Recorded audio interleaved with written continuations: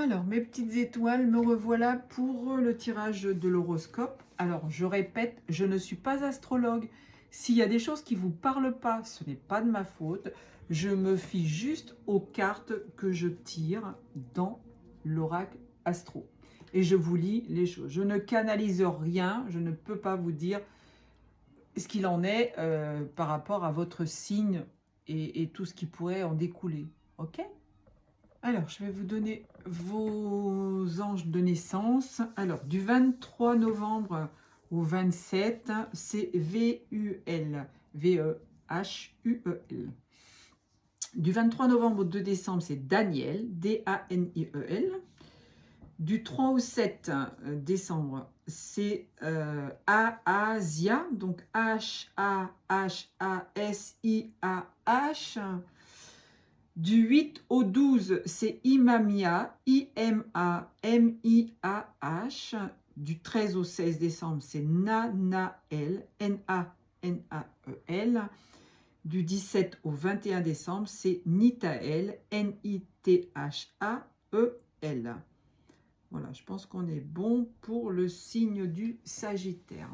Bon, s'il y a des petits couacs, des petits doutes, vous tapez Google ange de naissance, vous tapez votre date et vous aurez le résultat. Hein. Donc voilà, j'essaie simplement de vous informer là, mais bon, si vous allez en savoir plus en tapant sur la page correspondante. Alors, le Sagittaire.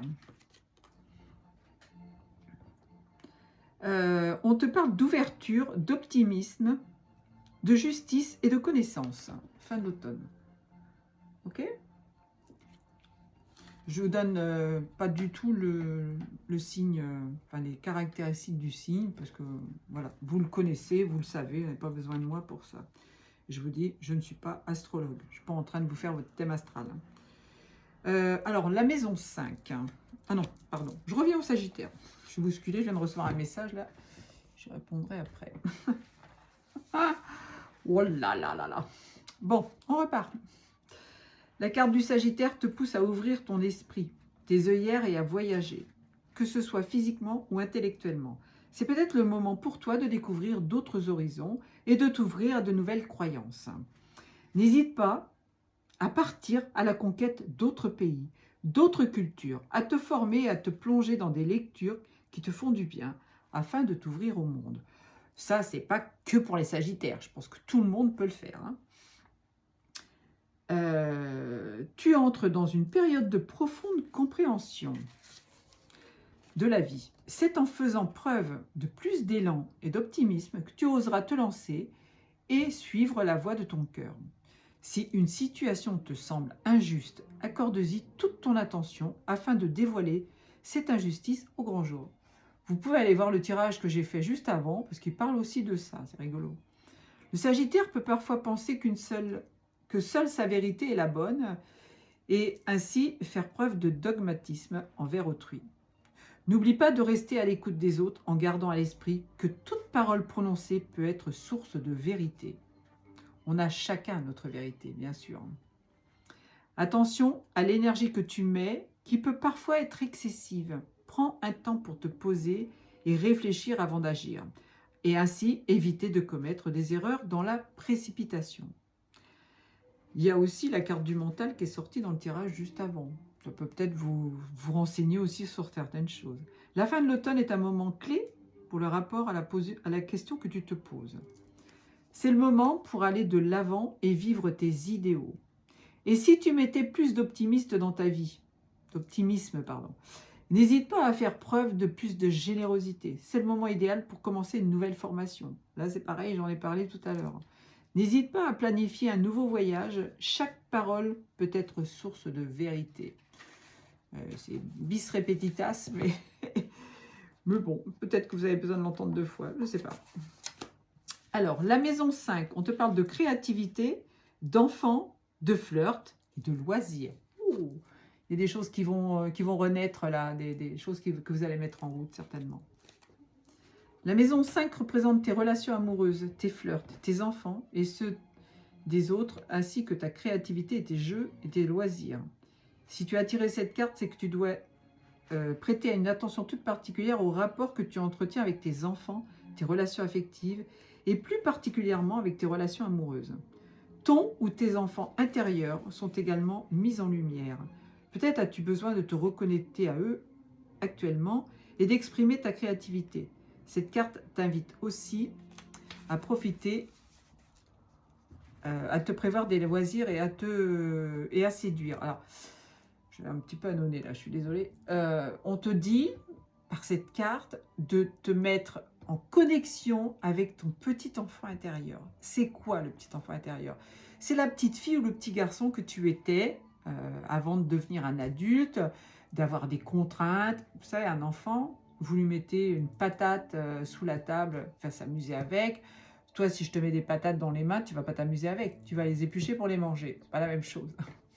Mais vous avez besoin d'être créatif. Vous avez besoin de revenir à l'enfance. Vous avez besoin de sauter à pieds joints dans une flaque d'eau. Vous avez besoin de faire de la peinture, de faire de la pâte à modeler, de faire plein de travaux manuels. Soyez créatifs. N'hésitez pas à prendre un pinceau, même si vous ne savez pas. C'est pas grave. Si vous ne savez pas peindre, vous vous connectez au monde céleste et vous demandez à avoir de l'inspiration. Vous allez voir, ça va venir tout seul. Pas pour tout le monde, évidemment. Hein. Vous n'allez pas me faire un commentaire, on dit « Oh, j'ai essayé 10 fois de faire une toile, ça n'a pas fonctionné. » Moi, j'ai mis très longtemps aussi avant de faire un dessin. Et aujourd'hui, je peux faire un dessin sur une toile sans aucune entrave. Tout ça parce que je suis en connexion avec le monde céleste. Donc, faites la même chose. Un flirt pourrait vite arriver sur ton chemin si tu es célibataire. Oh, bon, ça, c'est bien. Pour les sagittaires, ça va être sympa. Et si tu te laissais porter par ces énergies d'amour, pour les couples, un projet de bébé peut être aussi au cœur d'une interrogation, à moins qu'il ne soit déjà en route. C'est rigolo ça. Alors ça peut être un bébé, ça peut être un projet aussi. Un projet à deux, ça peut être envie de monter une boîte, envie de faire un bouquin, envie de plein de choses. Peut-être n'oses-tu pas exprimer ta créativité. As-tu le projet de faire un enfant? Es-tu en train de tomber amoureux ou amoureuse? C'est la plus belle chose qui soit, ça. Si tu es célibataire, c'est le moment de faire des rencontres. Quelqu'un souhaite flirter avec toi. N'hésite pas à avoir des loisirs au quotidien. Et si tu te lançais dans ce projet de bébé? Et si tu passais plus de temps avec ton ou tes enfants? Ou ton enfant intérieur, encore une fois, hein, l'enfant que vous avez abandonné quand vous avez commencé à grandir. Revenez à l'innocence de l'enfant, c'est ça qu'on vous dit. N'hésite pas à exprimer ton amour à celle que tu convoites. Et si tu sortais faire la fête pour t'aérer l'esprit? Voilà, sympa ça. Alors, là, la carte de la planète, là c'est la lune noire qui est sortie. C'est la peur. Hein. Peut-être que beaucoup d'entre vous ont peur de faire les choses, ont peur de mettre en place des nouveaux projets, ont peur de rencontrer quelqu'un, ont peur d'aimer à nouveau. Vous avez peut-être été blessé. Il ne faut pas rester sur ces énergies-là de peur. Hein. La lune noire se pronomme également Lilith. C'est la déesse des mystères et des transformations. Elle représente des blocages et les peurs que tu as pu vivre dans des vies antérieures. Ceux qui regardent mes émissions, enfin mes tirages de cartes spirituelles, savent que je leur dis souvent de travailler sur leur vie passée, sur leur expérience des vies passées, mais aussi de cette vie-là.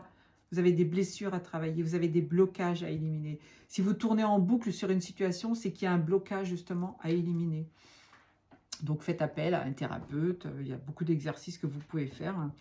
Elle représente les blocages et les peurs que tu as pu vivre donc dans tes vies antérieures et qui peuvent encore être présents dans ta vie actuelle.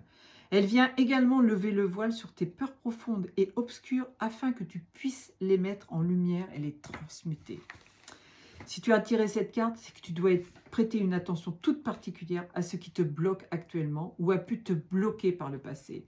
Elle t'invite à te confronter à tes peurs les plus sombres afin que tu les surmontes pour pouvoir les transmuter en force. L'ombre, elle est là pour justement mettre les choses en lumière. S'il n'y avait pas d'ombre, il n'y aurait pas de lumière. S'il n'y avait pas de lumière, il n'y aurait pas d'ombre. D'accord? As-tu la sensation de ressasser certaines peurs?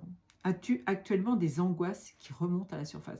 C'est fort possible que ça arrive à certaines personnes parce que les énergies sont telles aujourd'hui que le monde est en train de changer. On est en train de changer de paradigme. On est en train de faire accélérer les choses.